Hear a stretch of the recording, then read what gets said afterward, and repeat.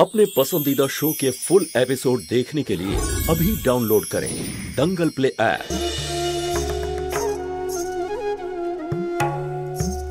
এসো এসো ভৈরবী এসো, গায়ত্রী তোমার জন্য বসে বসে হাঁপিয়ে গেছে শুভ খবর শোনার জন্য।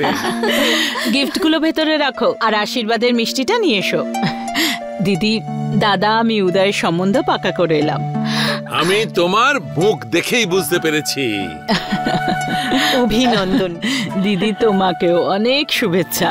সত্যি খুব ভালো পরিবার। মৃণালের শ্বশুর একদম ঠিক বলেছে মেয়ে পক্ষের সম্পর্কে।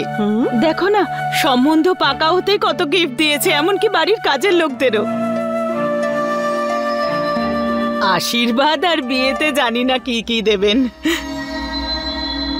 আচ্ছা দেখো, ওদের ব্যাপারে তো অনেক কিছু বললে, কিন্তু আমাদের বাড়িতে যে বৌমা আসবে তার সম্বন্ধে কিছু বলো। ও কেমন দেখতে? দিদি খুব মিষ্টি দেখতে। হ্যাঁ সত্যি, একদম সেই রকম যেরকম আমি উদয়ের জন্য ভেবেছিলাম। খুব মিষ্টি। তাই জন্যই তো আমি আশীর্বাদ পাকা করে এলাম দাদা। আরে শুভ কাজে তো দেরি হওয়াই উচিত নয়। যার জন্য এত সব হচ্ছে তাকে তো বলো, আমি ওকে এক্ষুনি ডেকে আনছি। হ্যাঁ সেই ভালো, উদয়কে ডেকে নিয়ে এসো, তাড়াতাড়ি যাও। উদয়, উদয়। দিদি, আজ আমি খুব খুশি। উদয়ের বিয়ে এত ধুমধাম করে দেব যে সবাই অবাক হয়ে যাবে। পঙ্কজের বিয়েতে তো কিছুই করিনি, এত তাড়াহুড়ো করে হলো। জানো, আজ পর্যন্ত আমার বন্ধুরা আমাকে কথা শোনায়, কিন্তু উদয়ের বিয়েতে কোনো খামতি থাকবে না, দেখবেন আপনি। জ্যোতি, উদয়ের এনগেজমেন্টের সমস্ত দায়িত্ব তোমার। ছোট মা, আমি কি করে? আরে আমি জানি তুমি খুব ভালোভাবে এই দায়িত্ব পালন করবে, তুমিই করবে। ভৈরবী, আমি তোমাকে নিশ্চিন্ত করছি যে বৌমা তোমাকে নিরাশ করবে না। ভেবে নিন দাদা, যদি আমাদের বড় বৌমা কোনো রকম ভুল করে তাহলে কিন্তু আমি ওর কানটা মুলে দেব। শাশুড়ি হওয়ার অধিকার তো ফলাবো, তাই না?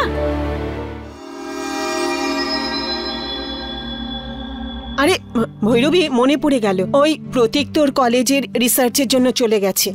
জানি না ও আশীর্বাদের দিন পৌঁছতে পারবে কিনা এখানে। ওকে একবার ফোন করে দাও। দিদি, আমি সবকিছু জেনে এনগেজমেন্টের ডেট ফিক্স করেছি। প্রতীকের ট্রিপ শেষ হয়ে যাবে, ততদিনে শেষ হয়ে আসবে, এসে যাবে। হ্যাঁ, ভালোই হবে।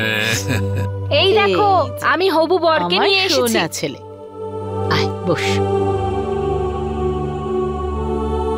কংগ্রাচুলেশনস। জ্যোতি, উদয়কে মিষ্টি খাও।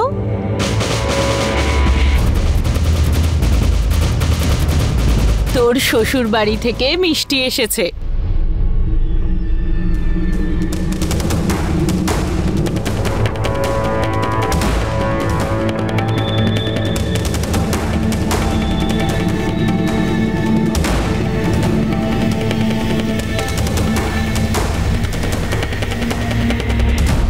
জ্যোতি, তোমার দেওরকে মিষ্টি খাও।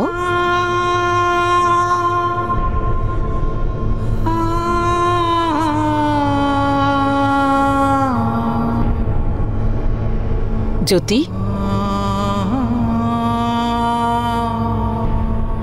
উদয়, congratulations.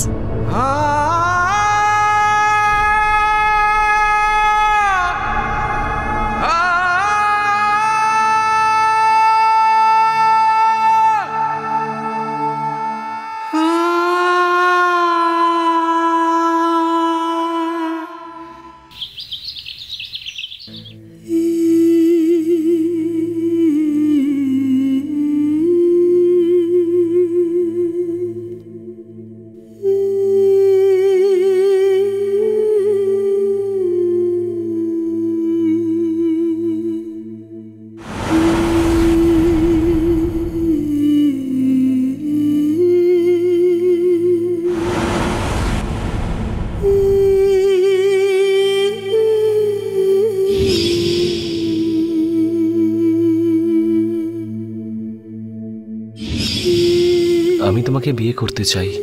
Will you marry me? বোকা ছেলে, তোর কি মনে হয় যে এই মেয়েটা তোকে বারণ করতো? আরে ওর তো লটারি লাগলো। তোমার সাহস কি করে হলো আমার ভাইয়ের কাছাকাছি আসার? নিজের দিকে কি তাকিয়েও দেখোনি আমার ভাইয়ের দিকে এগোনোর আগে?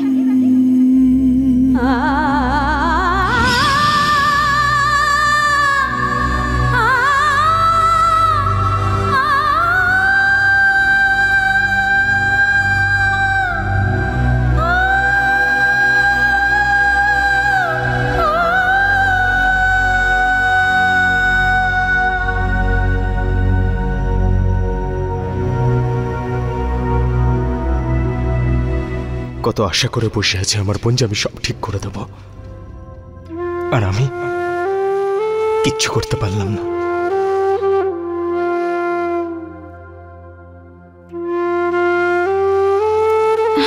দীপু, কি হলো? তুই দেখা করেছিস ওর সাথে?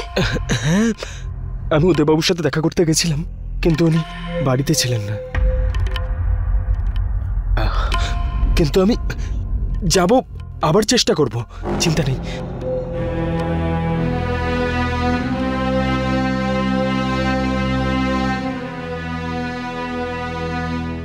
সুধা, সুধা,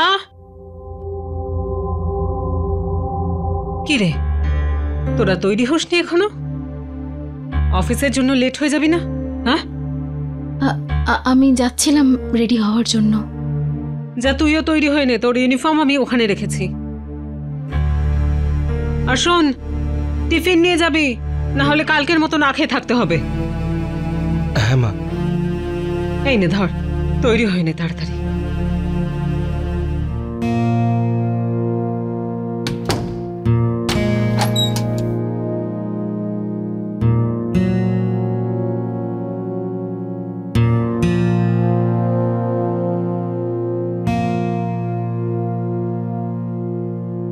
উদয়, এগুলো ছোট মা পাঠিয়েছেন, হবু শ্বশুর বাড়ি থেকে এসেছে।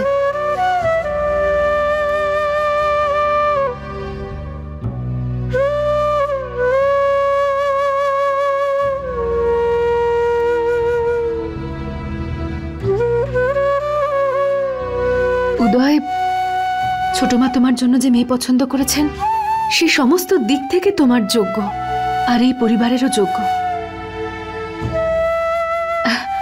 আমি দেখেছি তো ওকে, খুব সুন্দর দেখতে আর খুব ভালো মেয়ে। দেখো, ও তোমাকে সব সময় ভালো রাখবে। এই হলো মেয়েটার ছবি, দেখো। বৌদি, আমি এটা সত্যিই জানতে চাই না যে মেয়েটা কেমন দেখতে, ও কি করে। আমি দেখতে চাই না এই ছবিটা। কেন উদয়? এই কেনটার উত্তর তো তোমার কাছেও আছে বৌদি। তুমিও জানো যে যেটা হচ্ছে সেটা হওয়া উচিত নয়। সেই জন্যই হয়তো তোমার চোখ অন্য কথা বলছে আর মুখ অন্য কথা। আমার মতন মায়ের জেদের বসে এসে তুমি এমন একটা ভুল করতে চলেছো যার জন্য তোমার মন সায় দিচ্ছে না, যার জন্য তোমাকে সারা জীবন অনুতাপ করতে হবে। আর আমি আর কোনো কিচ্ছু ভাবার সময় নেই উদয়। আশীর্বাদের দিনটাও ফাইনাল হয়ে গেছে। তুমি তোমার দেওয়া কথা আর ফিরিয়ে নিতে পারবে না। আর একবার ওই মেয়েটা আর ওর পরিবারের ব্যাপারে ভাবো।